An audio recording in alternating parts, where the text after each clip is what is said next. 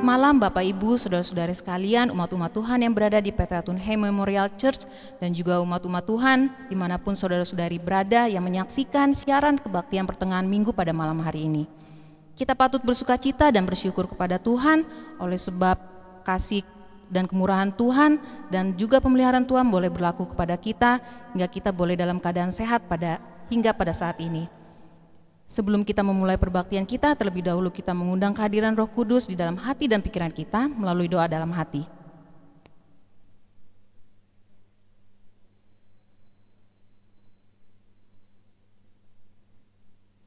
Untuk mengawali perbaktian kita naikkan pujian bagi Tuhan dengan menyanyikan lagu Darat Mas Amat Jauh dari lagu Sion nomor 228.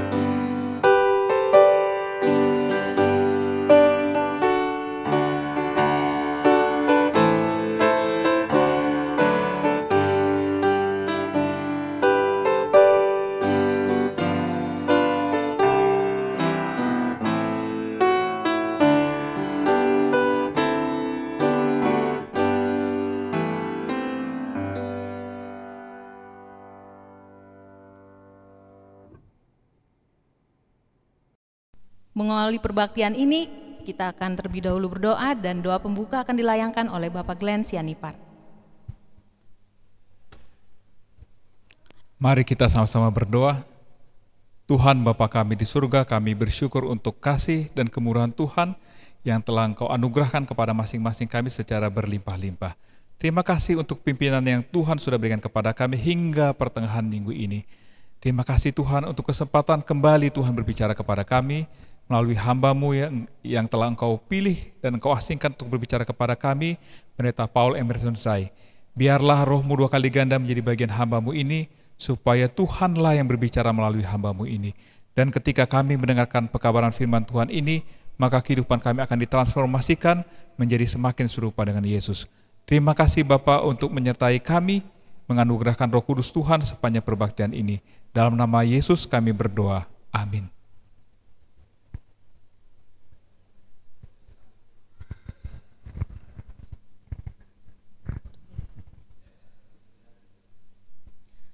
Pada kesempatan ini, biarlah kita mempersiapkan hati dan pikiran kita untuk mendengarkan firman Tuhan yang akan dibawakan oleh Bapak Pendeta Paul Emerson Sai.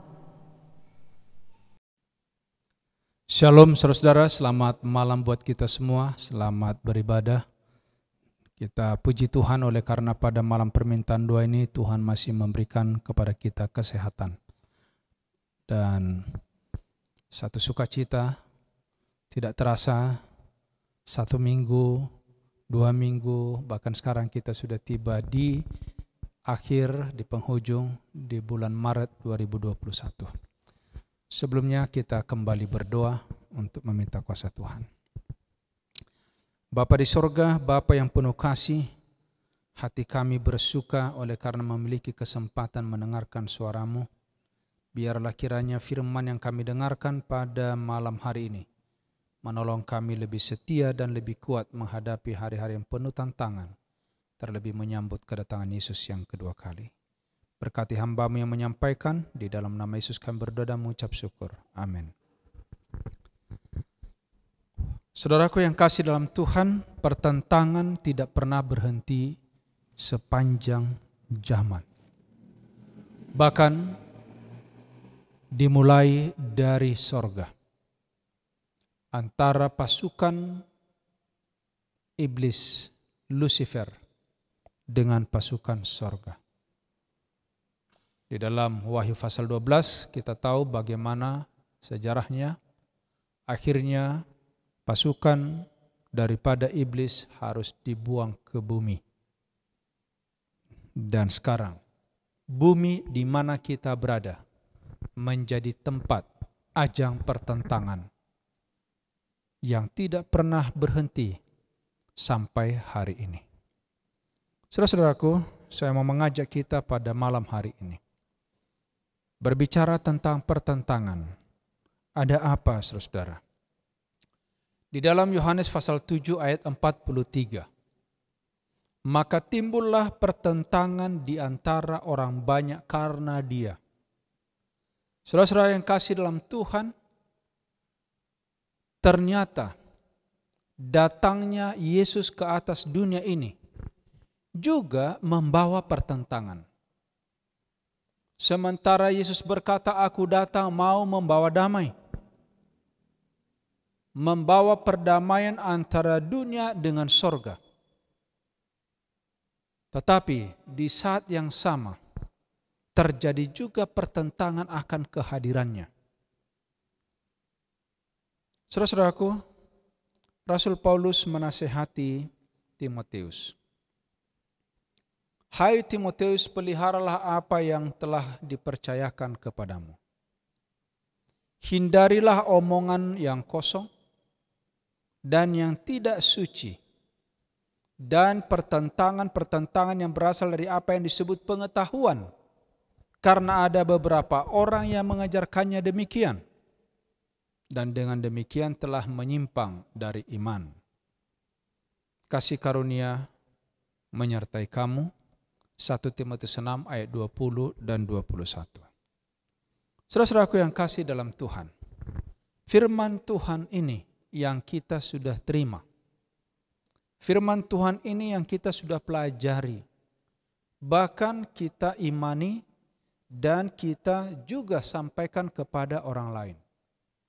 Kadangkala bukan hanya menjadi perbincangan, tetapi menjadi pertentangan. Saudara-saudara, ini adalah zaman akhir. Ada banyak orang seperti apa yang dituliskan oleh Rasul Paulus kepada Timotius. Akan terjadi pertentangan-pertentangan yang berasal dari apa yang disebut pengetahuan. Saya sering kepada saudara kita yang sekarang ini merasa memiliki sesuatu yang baru. Lalu saya tanya, kenapa kalian meninggalkan gereja? Kenapa jadi seperti sibuk dengan yang lain? Saudaraku selalu berbicara tentang ini pengetahuan yang baru. Saudara-saudara yang kasih, itulah yang membuat kenapa banyak orang menyimpang dari iman. Karena mengajarkan yang disebut apa itu pengetahuan. Saudara-saudara yang kasih dalam Tuhan, sesungguhnya takut akan Tuhan, pengetahuan akan firman Allah yang tidak membawa pertentangan dan tidak menyimpang dari iman. Kalau sudah di luar firman ini, itu berarti menyimpang dari iman. Saudara-saudaraku yang kasih dalam Tuhan, para imam dan penghulu telah mendengarkan dengan tenang atas teguran Kristus yang tajam. Mereka tidak membantah tuduhannya, tetapi mereka makin nekat untuk menjebak Yesus dengan berbagai tuduhan yang lain. Mereka menyuruh mata-mata mengikuti Yesus. Mereka berlaku seolah-olah orang jujur, supaya mereka dapat menjerat Yesus dengan pertanyaan-pertanyaan yang menyerahkannya kepada wewenang dan kuasa wali negeri. Saudara-saudaraku yang kasih dalam Tuhan, mereka tidak mengutus orang Farisi yang tua yang sering dijumpai Yesus, tetapi mereka mengirim orang-orang muda. Saudara-saudaraku yang kasih dalam Tuhan, ingat ini. Ada banyak orang-orang muda digunakan oleh setan saat ini, digunakan oleh kuasa kegelapan saat ini, tanpa kita sadari, untuk dapat merongrong kebenaran yang kita sudah imani selama ini. Saudara-saudara yang kasih dalam Tuhan, orang-orang ini ditemani oleh orang-orang Herodian yang harus mendengarkan perkataan Kristus untuk melawan Yesus pada waktu ia diadili. Tadinya orang Farisi bermusuhan dengan orang-orang Herodian, tetapi sekarang mereka bersatu. Saudara-saudaraku, ini pun terjadi di dalam kehidupan kita sehari-hari, di dalam kehidupan beragama. Pada saat kita ini satu sama lain bertentangan, tapi bila mana kita memiliki satu tujuan lain, kita bisa bersatu. Yang bertentangan ini menjadi musuh yang sana. Luar biasa, pengalaman masa lalu itu terulang kembali, saudara. Apa dikatakan di sini? Orang Farisi sudah pernah menjadi gusar karena dipaksa oleh orang Roma membayar upeti. Mereka beranggapan bahwa pembayaran upeti itu berlawanan dengan hukum Allah. Dan dengan cara inilah mereka ingin menjebak Yesus dengan berkata, "Guru, kami tahu segala perkataan dan pengajaranmu benar. Engkau tidak mencari ketenaran, engkau tidak mencari muka, melainkan jujur mengajar jalan Allah. Sekarang, apakah diperbolehkan membayar pajak kepada kaisar atau tidak?" Saudaraku yang kasih dalam Tuhan,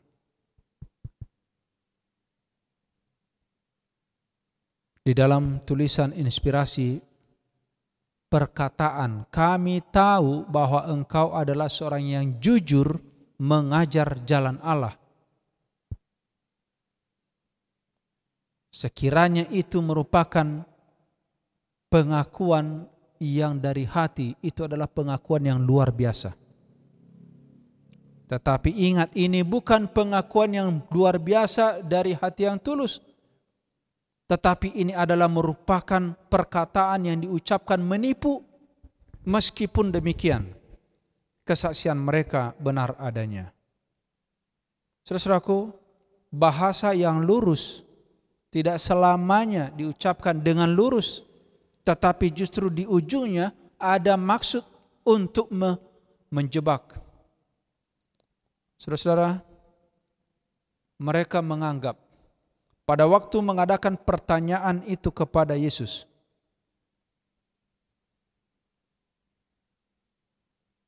mereka mengajukan bahwa mereka akan menyamarkan dan membuat Yesus terjebak. Namun, saudara-saudaraku yang kasih dalam Tuhan, Yesus membaca hati mereka. Yesus berkata, "Mengapa kamu mencobai aku?" Saudara-saudara yang kasih dalam Tuhan, Yesus tidak terjebak. Tetapi dia kembali bertanya kepada mereka, "Tunjukkan kepada saya dinar yang ada padamu."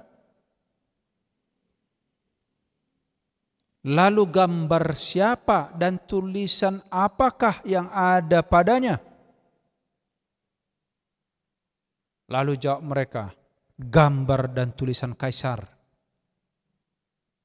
Sambil menunjuk kepada cap yang di atas mata uang itu, Yesus berkata, kalau begitu, berikan kepada Kaisar apa yang wajib kamu berikan kepada Kaisar.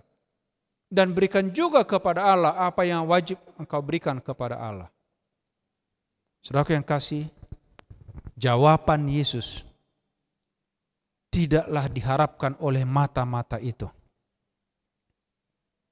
Yang mereka harapkan sebenarnya tidak patut membayar uang upeti kepada Kaisar, sehingga dia akan dilapor kepada pimpinan Roma untuk ditangkap, untuk diadili.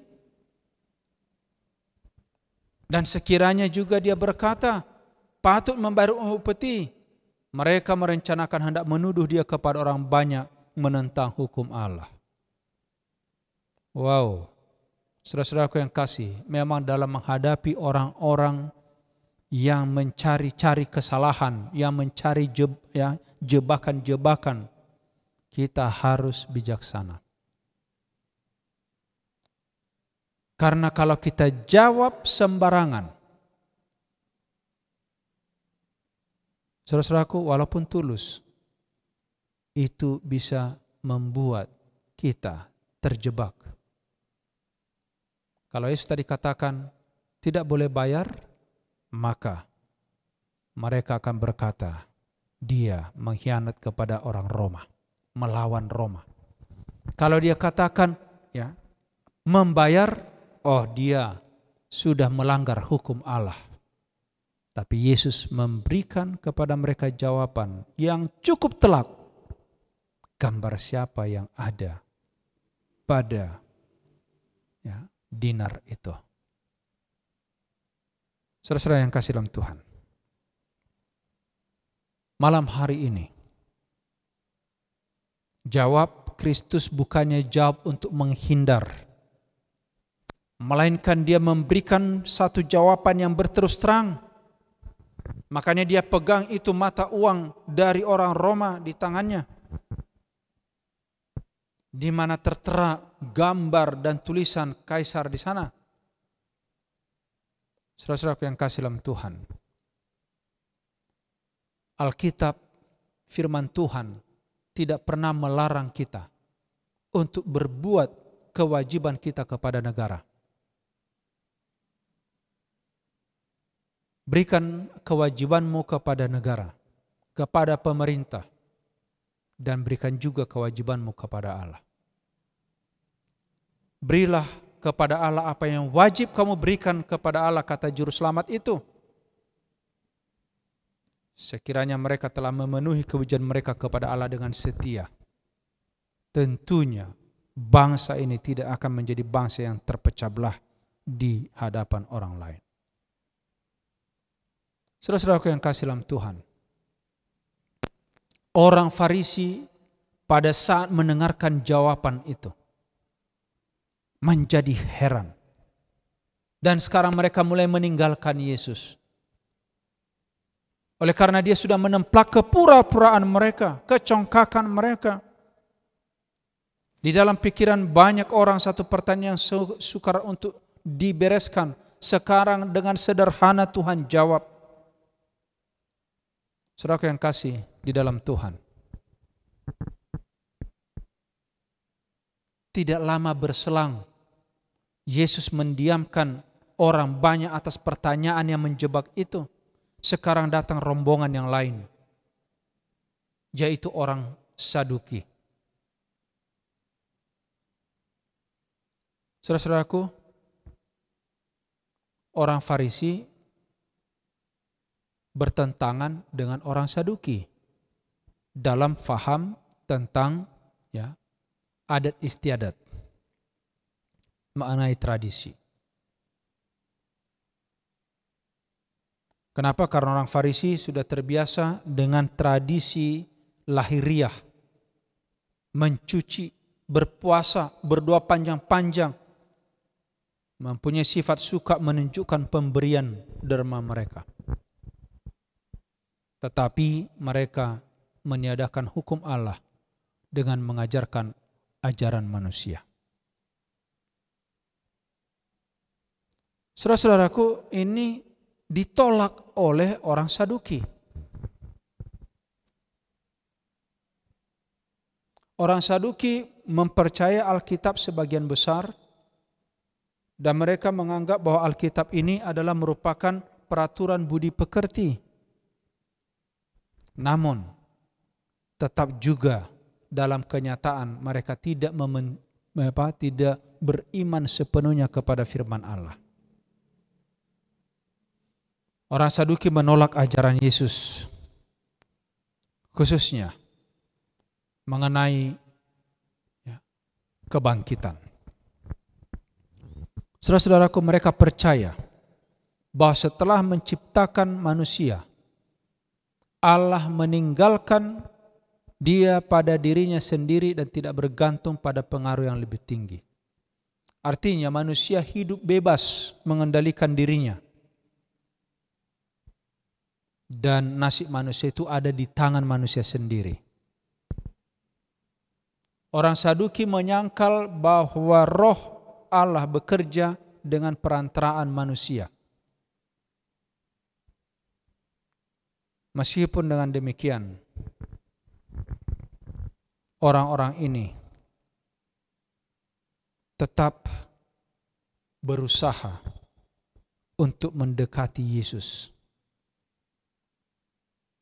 Saudara-saudara yang kasih dalam Tuhan,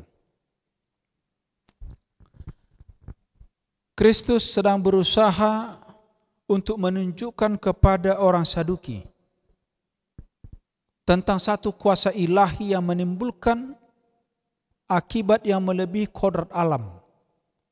Adanya kerjasama kuasa ilahi di dalam diri manusia. Saudara-saudara yang kasih dalam Tuhan,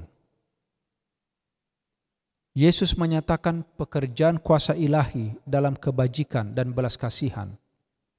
Ini sekaligus menemplak sifat yang mementingkan diri di pihak orang Saduki. Yesus sedang mengajarkan bahwa kebaikan manusia yang bersifat sementara dengan sifat Allah yang kekal akan di mana ini bisa dipadukan, digerakkan oleh kuasa Rohul Kudus.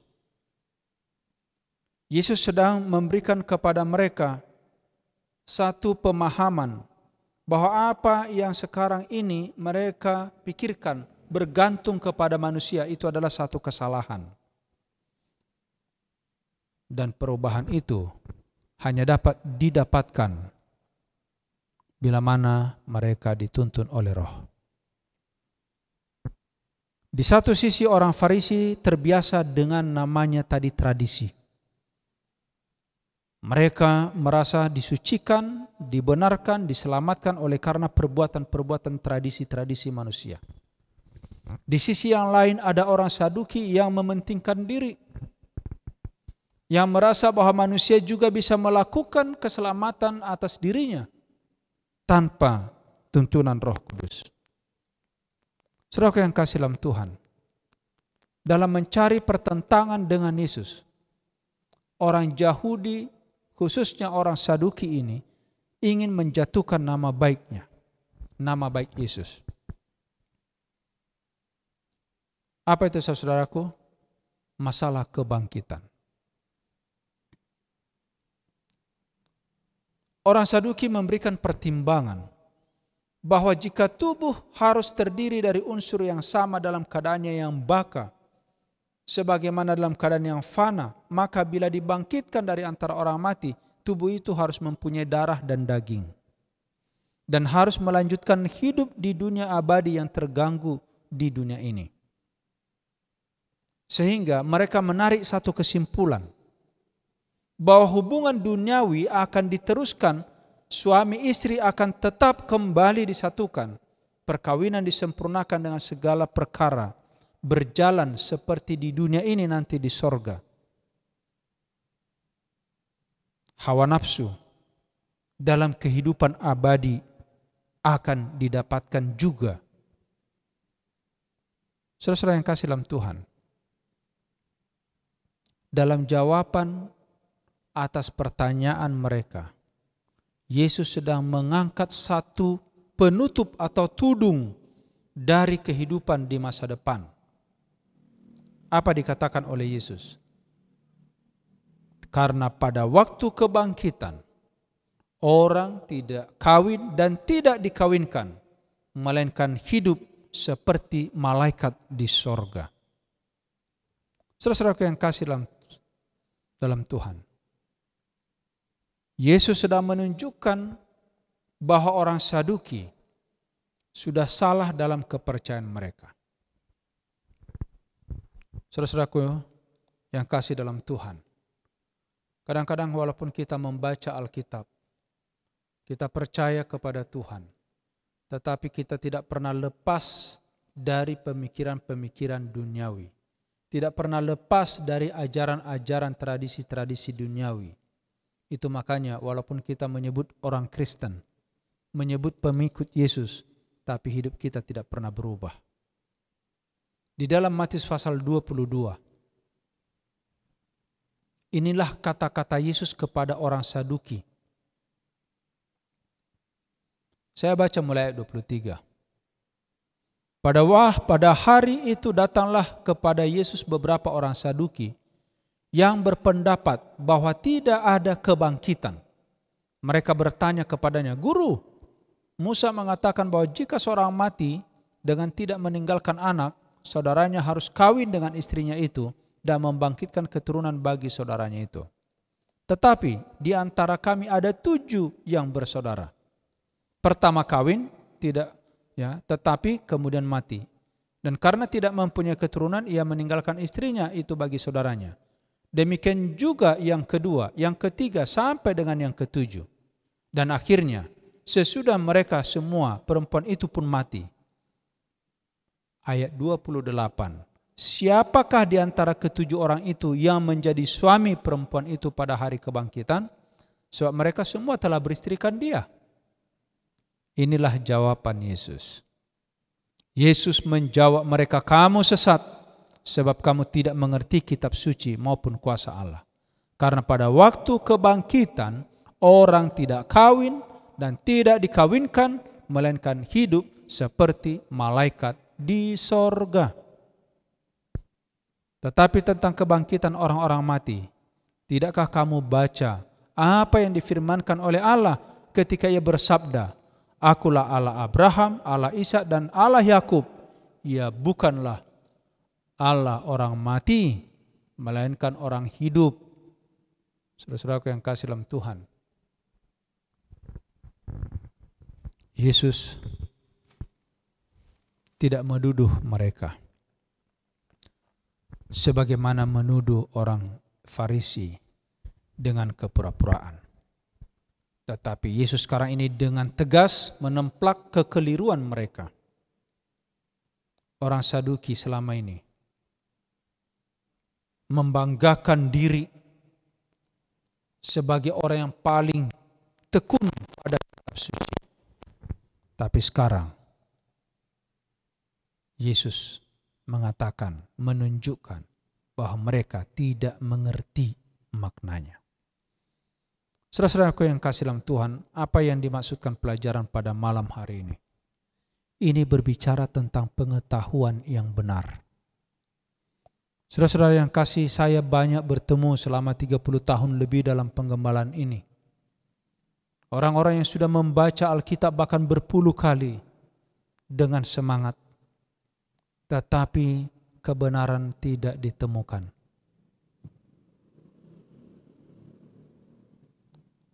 Atau mereka menerima kebenaran itu tetapi tidak sepenuhnya. Dan yang paling ngeri saudara, kalau kita sudah tahu kebenaran ini, tidak melakukannya. Saudara yang kasih dalam Tuhan,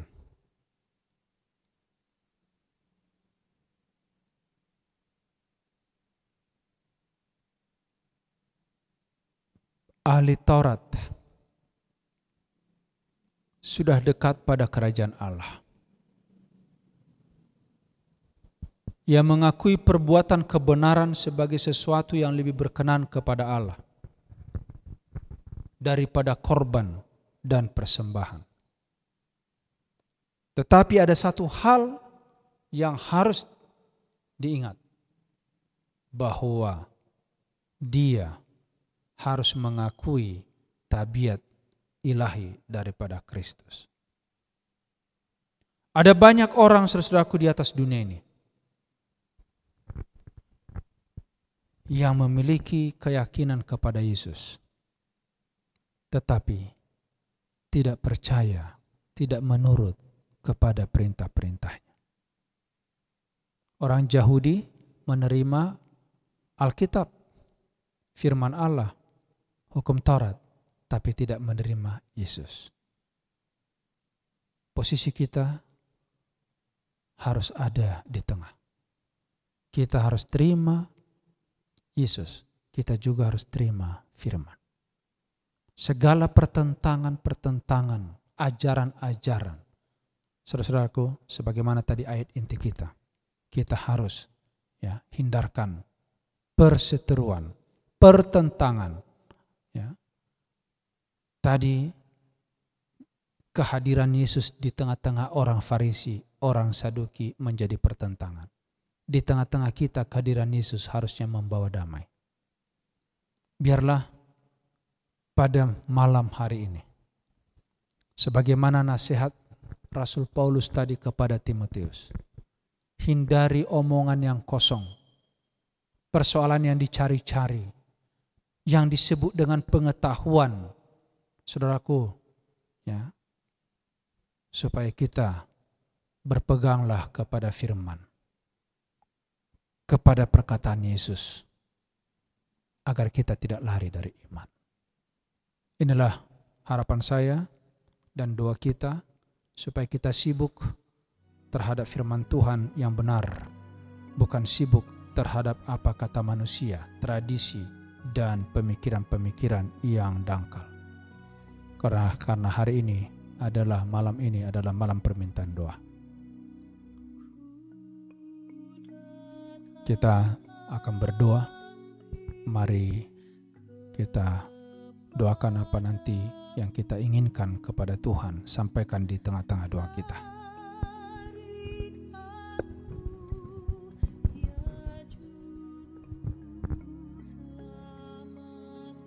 Bapa di sorga, Bapa yang penuh kasih, terpujilah namamu oleh karena Engkau Allah kami yang sangat mengasihi kami, Allah yang sangat murah dan maha pengampun. Biarlah kiranya Engkau mendengarkan anak-anak-Mu dimanapun saat ini berada, untuk menyampaikan pujian kepada-Mu.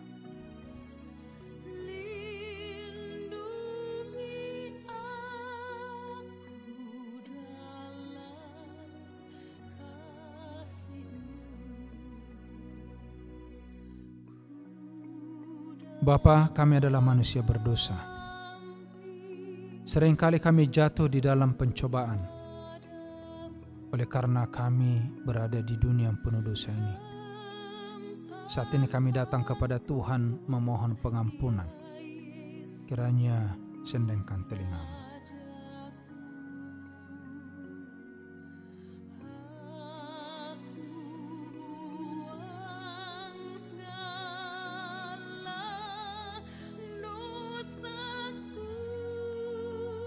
Bapa yang baik, Engkau Allah kami yang selalu siap mendengarkan segala permohonan kami. Tuhan, berkati umat-Mu dimanapun mereka berada saat ini. Berkati usaha tangan mereka.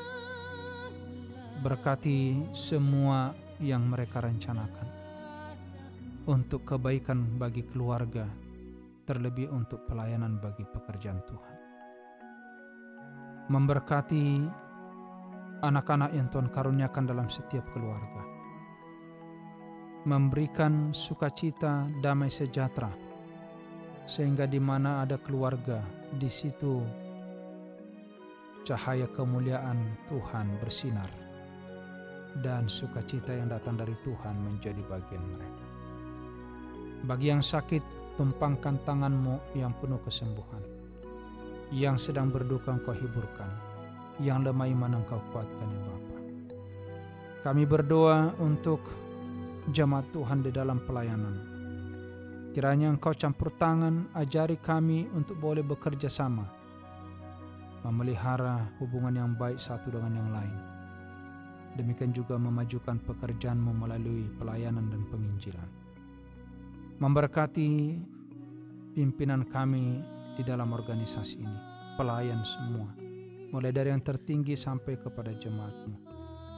Berkati juga pemerintah kami, mulai yang tertinggi sampai yang terendah Tuhan. Biarlah kiranya dengan pertolongan Tuhan, di negara kami ini kami masih leluasa untuk menyampaikan pekabaran.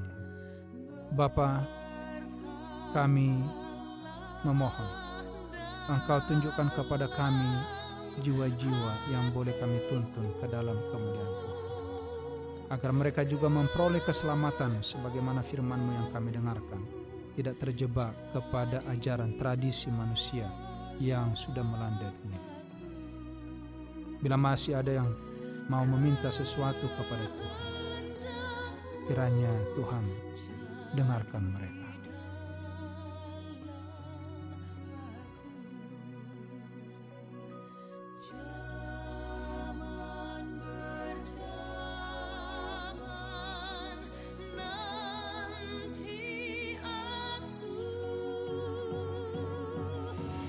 Terima kasih Bapa di sorga, karena Engkau adalah Allah kami yang sangat mengasihi kami.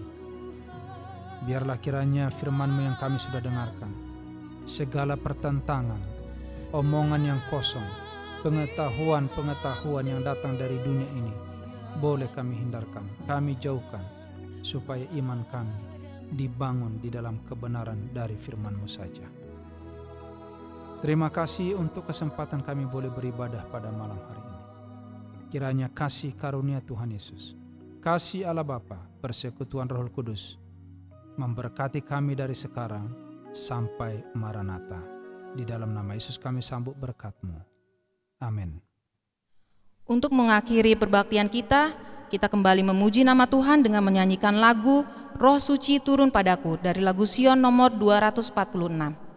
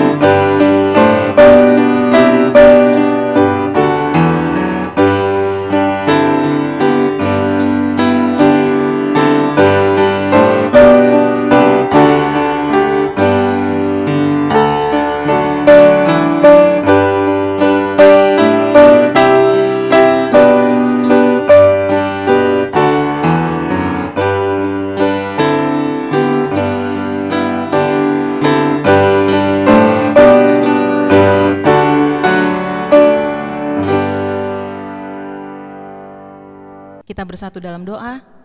Bapa di surga, Bapa yang penuh kasih dan kemurahan, kami bersyukur ya Bapa oleh sebab pada saat ini kami kembali dapat dikenyangkan oleh firman Tuhan yang telah dibawakan oleh hamba Tuhan Bapak Pendeta Paul Emerson Sai. Biarlah firman yang telah kami dengarkan boleh berdaulat di dalam hati dan pikiran kami, sehingga iman dan kerohanian kami boleh semakin dikuatkan sembari kami menunggu kedatangan-Mu yang kedua kali. Besertalah dengan kami di dalam minggu bekerja kami yang masih sisa di hadapan kami, biarlah segala hal yang kami lakukan, pelayanan yang kami lakukan, dan aktivitas kami yang lakukan boleh berhasil dan nama-Mu dimuliakan. Mengampuni kami Bapa dari dosa dan kesalahan kami berdoa di dalam nama yang indah Tuhan Yesus Juru Selamat dan Penebus dosa kami. Amin. Demikianlah rangkaian perbaktian permohonan doa pada malam hari ini. Biarlah kita boleh menyiapkan hati kita dan pikiran kita untuk kembali menyaksikan perbaktian di minggu yang akan datang. Dan sebagai ucapan syukur kita, boleh kita sampaikan melalui persembahan kita dengan cara transfer ke rekening gereja yang terdapat di bawah layar ini. Terima kasih dan Tuhan memberkati.